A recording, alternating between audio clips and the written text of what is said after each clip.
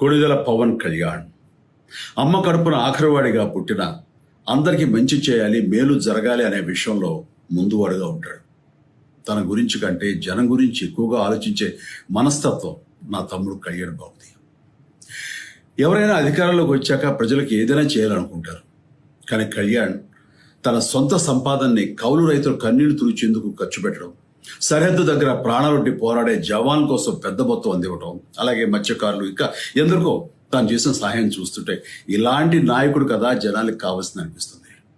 ఒక రకంగా చెప్పాలంటే సినిమాలోకి తను బలవంతంగా వచ్చాడు, రాజకీయాల్లో మాత్రం ఇష్టంతోనే వచ్చాడు. ఏ తల్లికైనా తన కొడుకు కష్టపడుతుంటే గుండె తరుక్కుపోతుంది. అలాగే ఏ అన్నకైనా తన తమ్ముడు అనవసరంగా మాటలు పడుతుంటే బాధ వేస్తుంది. అలా బాధపడుతున్న నా తల్లికి ఈ అన్నయ్యగా ఒక మాట చెప్పాను. నీ కొడుకు ఎంతో మంది తల్లుల కోసం, వాళ్ళ బిడ్డల భవిష్యత్తు కోసం